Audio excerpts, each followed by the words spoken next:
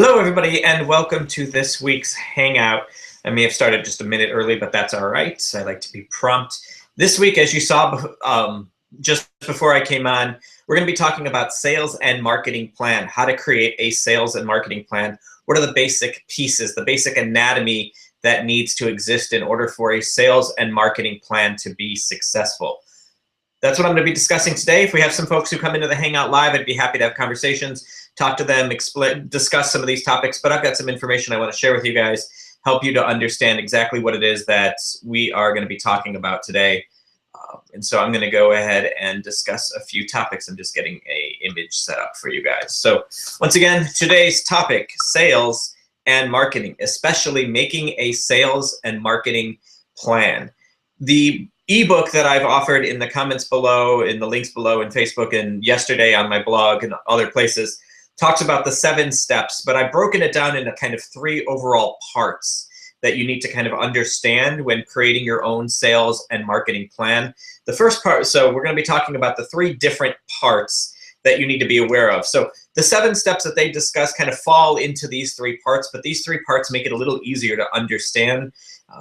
So take what you learned from the ebook, but remember that there's these 3 parts. The first part is the know factor. Before anybody can have a successful small business, the first thing that people have to do is know that your small business exists in the first place. So that's the first part, is just that aspect of getting known. After they know you, then you have to make sure that they like you. This is where, good customer service, delivering what you say you're going to deliver, making sure that they're happy comes in. So first they've got to know you. Then they have to learn to like you. And eventually, the final piece is them eventually learning to trust you. And that trust factor kind of builds from there and actually can become one of the greatest marketing tools. I've discussed many times on Hangouts before the power of Yelp, and how if I go to a new town and I'm in the mood for Chinese food, I go to Yelp and I do Chinese close to where I'm at, and I sort by ratings. And then I look at the different things, see who's got what, see what the ratings are. But those are usually written by people who know, like, and trust these restaurants, especially if they're good ratings.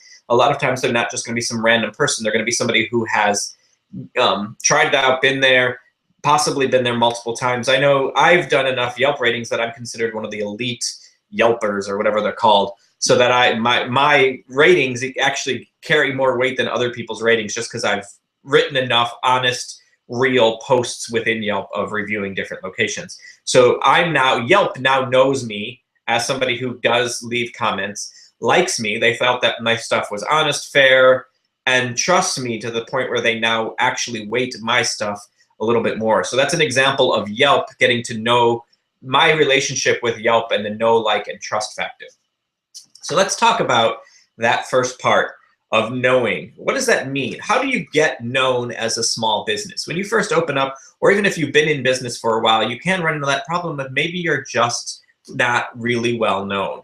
And that's okay, and that happens, and there's nothing wrong with that. It's just the reality of the fact that you're new and people don't know that you exist yet. So there's a couple things that you can do in order to truly drive traffic.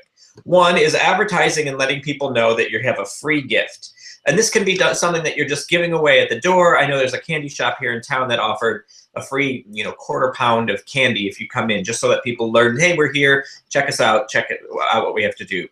You could do this online by offering some kind of a guide. If you're in real estate, you could offer the 10 questions to ask your real estate agent before you buy a house, and just write a simple little white paper about that. Or if you're in CrossFit, you could do something else along those lines of this, like, the 7 mistakes people make when choosing a CrossFit gym, or be even more flamboyant and be like, do not join a gym unless they have these 5 things, and those 5 things that have to exist, whatever it might be. But it's that idea of giving them something so that they know you, they are aware you exist, they learn about you a little bit, but they also get to know and like you a little bit more.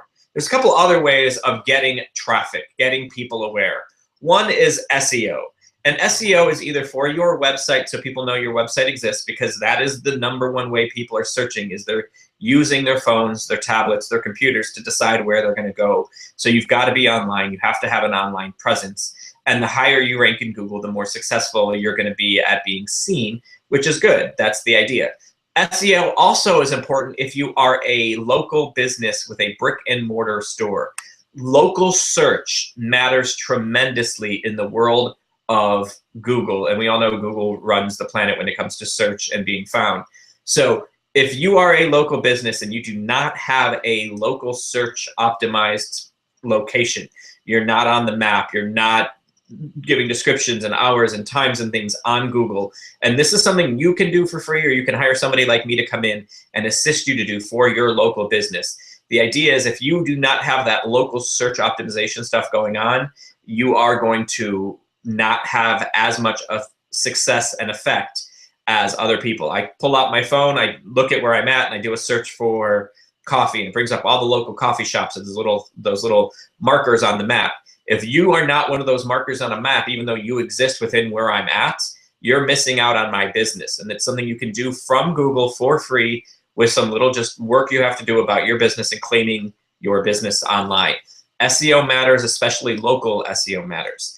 Next up is PPC, or pay per click. This isn't something that most people are familiar with.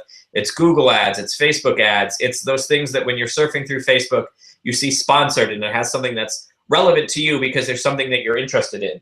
The way Facebook works in their Facebook ads is that you get to choose your audience, who's going to see it. You can choose their age, their gender, what their interests are, what their location is. So if you're a local coffee shop, you could do a pay-per-click ad within Facebook for, 23 to 43-year-olds within 10 miles of your location who expressed interest in coffee, in tea, and in, I don't know, scones, whatever it might be. And that way, only the people who are seeing your ads are people who already are interested in the things and the products and the things that you're offering. If you're an athletic store and maybe your expertise is running and running shoes, you can do a PPC to get people's attention that you exist locally within 5 or 10 miles of that location for people who are already interested in fitness, running, et cetera, walking, those kind of things. You can do that kind of stuff through pay-per-click.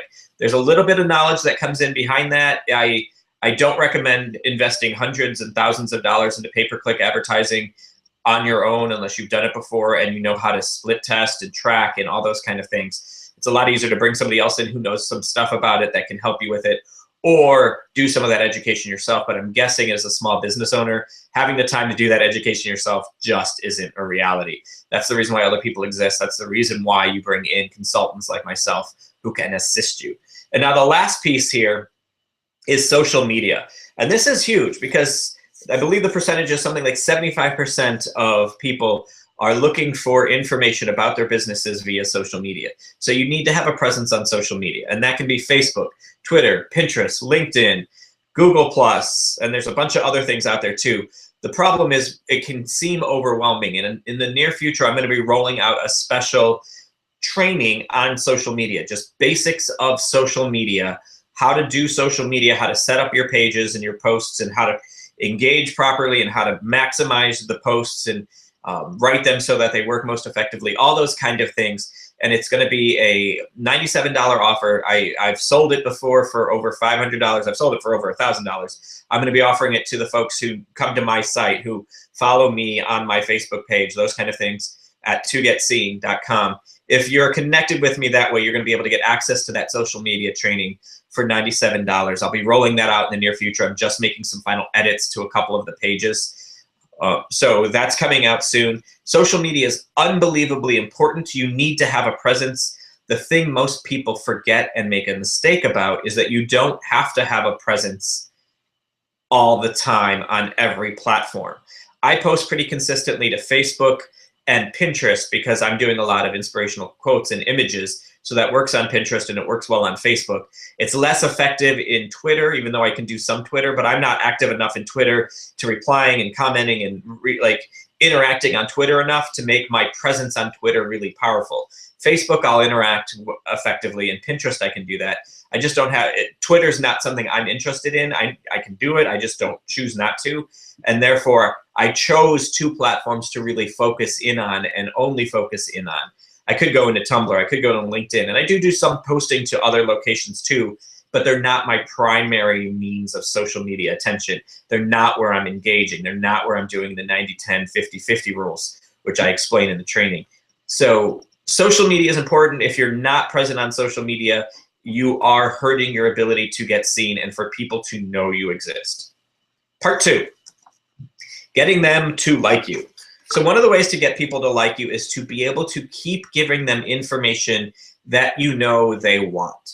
If I work with small businesses, especially in the service and wellness areas. And so if I can be giving my followers, the people who I know, who like me, who are interested in me, who have gotten to know me, I want them to like me because I keep giving them valuable information. And you can give valuable information a lot of ways. You can be just doing it on social media, posting articles on a regular basis, sharing things that are valuable, interacting, engaging in ways that are very, very effective. But there's a couple other ones. One of the best ways to do this is through lead capture. Lead capture is you're just getting information from people who are interested in something you have to offer. When I talked about that free gift, if somebody wanted that white paper on don't join a gym unless they have these 5 things, you capture their email, they get this ebook, it's got valuable information in it, and then because of the way you set up the system, they might get an email every week or twice a week or once a month or whatever you've informed them they're going to get, and they can start getting more valuable information. You can set it in a second white paper of here's how to do this exercise properly, or the 3 things people make mistakes on when doing burpees, or whatever it might be that's relevant to your business. You create these things, you're writing them out. They don't even have to be PDF white papers. They could just be regular blog posts. What I have are every day I have a new inspirational quote with some reflection of how it deals with small businesses and how small businesses can apply that quote. So that's something I can email out to my list, is a daily inspiration to keep them focused, keep them encouraged, to make sure that they know they're doing the right things in their small business and they're going to be successful.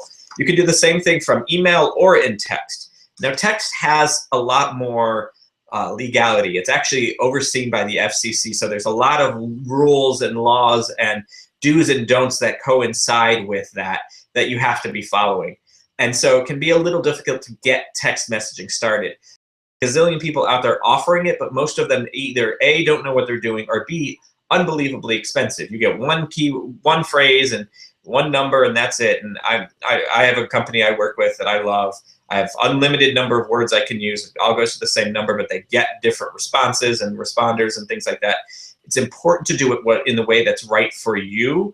So if you've got folks who are functioning, living off of their happy, jolly cell phone, text messaging might be the right thing.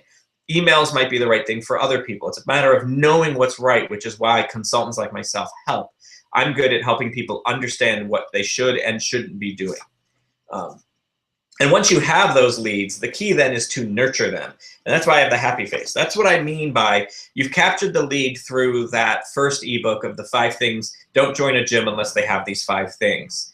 But then you want to nurture them with your blog posts about here's the correct way to do burpees, or here's the correct way to do, how to get to 20 chin-ups in a month, something like that. Whatever it is that you want to do, it doesn't matter. You're just sharing valuable information, making them understand that you have knowledge, you're uniquely skilled in your area, and you're somebody they should get to know. And it doesn't mean that as soon as they buy your ebook, you're saying, okay, join my gym. It's nurturing them, getting them to really, really like you. Once they like you and they found out you exist, they started to like you because of all the valuable information you're sharing, all the valuable benefits that they're getting on a consistent but not overwhelming basis. Then you can move on to the next areas, which is the converting sales. And this is where you eventually get them to join your gym, come in and buy your running shoes, come in and sign up for chiropractic treatment, whatever it might be that it is you do. And one of the things I want people to know, and this is my little bonus lesson of the day, is the 5+ rule. The studies show that the vast majority of sales occur after the 5th call, but most businesses stop calling possible prospects after the 1st or 2nd call. So you need 5 touches to close that sale, but most people stop making those calls after the 1st or 2nd.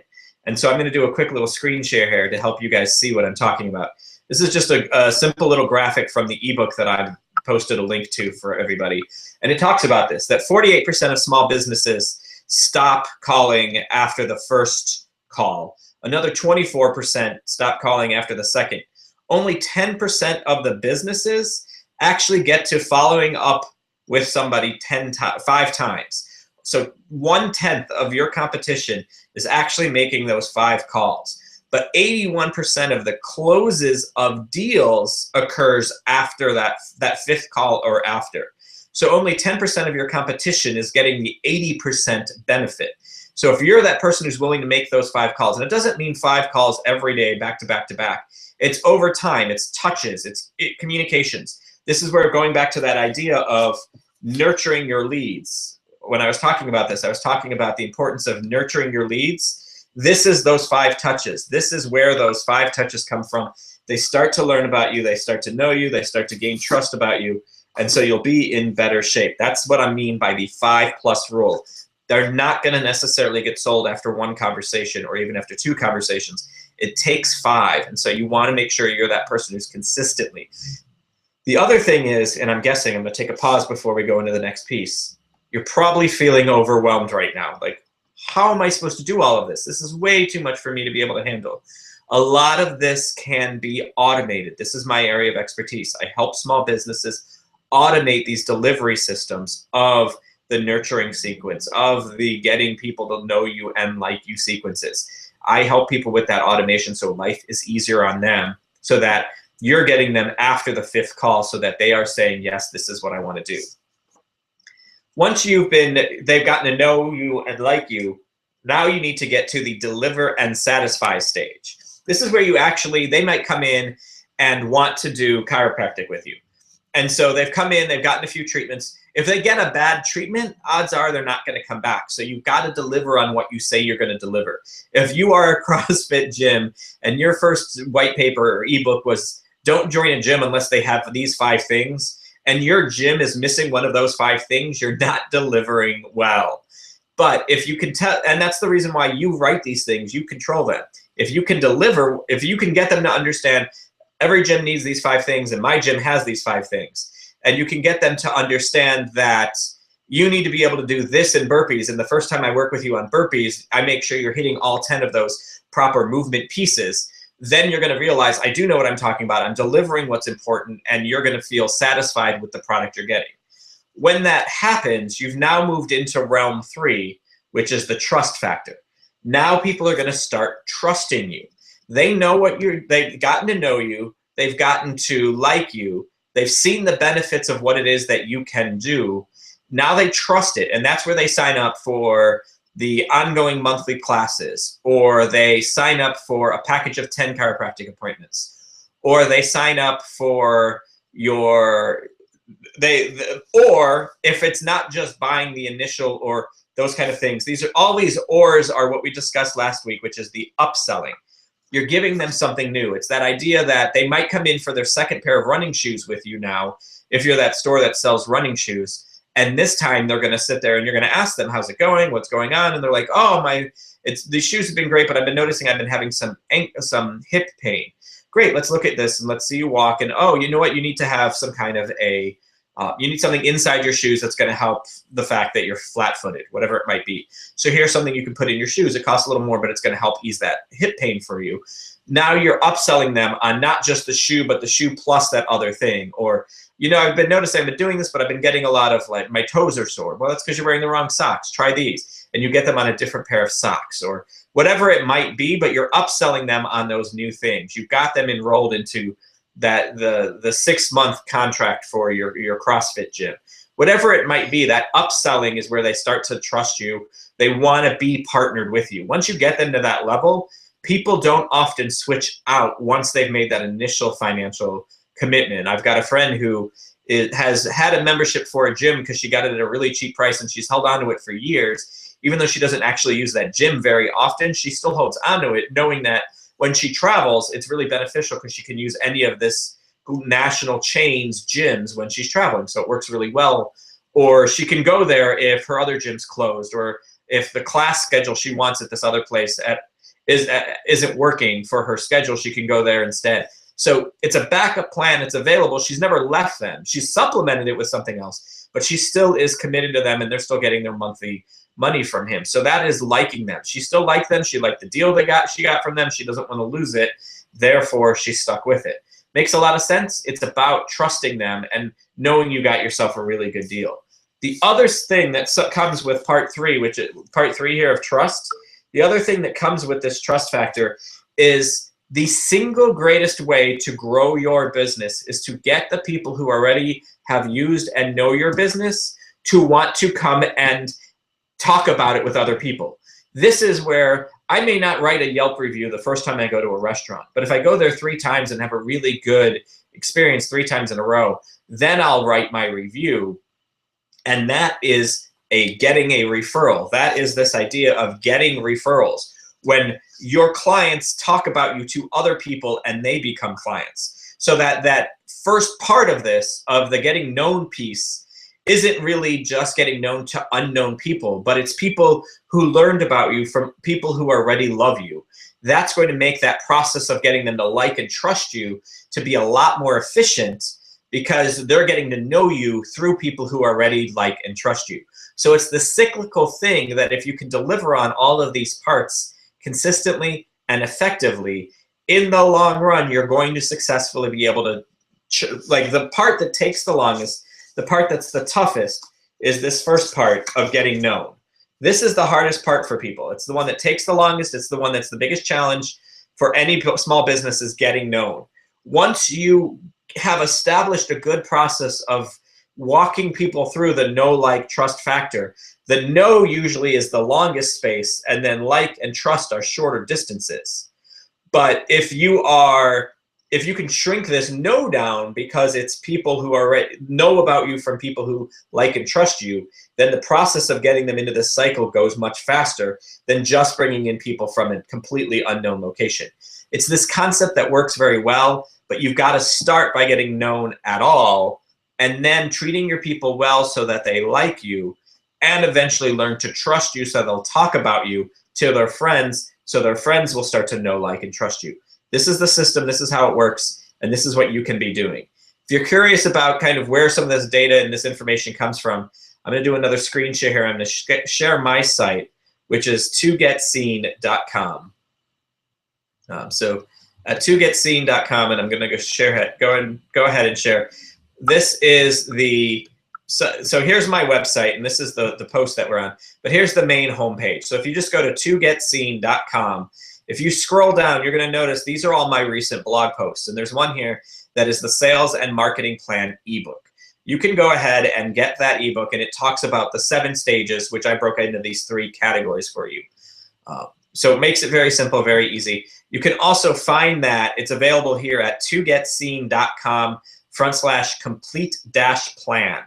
So it's here on this Hangout page. It's also here on the information page about this on my site. If you're watching this Hangout as a recording, you can just click here and get that ebook. If you get that ebook, you're going to understand these 7 steps, and you'll see a little bit of how I deliver it through an automated system.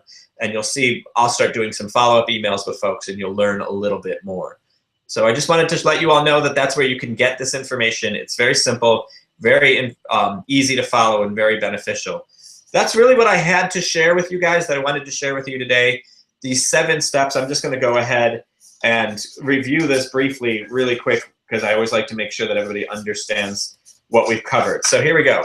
So today we were talking about the sales and marketing plan. So what do you need to understand for your sales and marketing plan? And if you get that ebook I just mentioned, you can get that sales and marketing plan. You'll see there's 7 steps, which I've broken down into 3 simple to understand parts. That first part is getting to know you. They have to get to know you in order for you to have any attention whatsoever. Once they know you, you can then work on getting them to like you.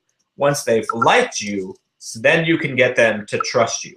And once they trust you, then the cycle of growing your business becomes much easier. Underneath that part 1 of getting to know you, there's a couple things to just keep in mind. You can offer a free gift. You can learn to get some SEO optimization or local SEO optimization. Learn to do some pay-per-click, and also just really learn how to dominate at social media.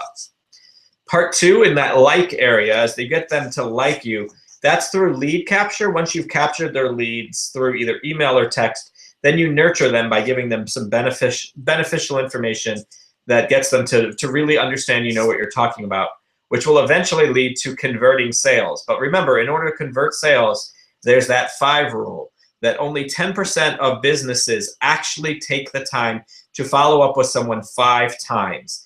And 81% of closing sales happens at or after that 5th contact. So only 19% of calls or sales are gonna happen prior to that 5th contact.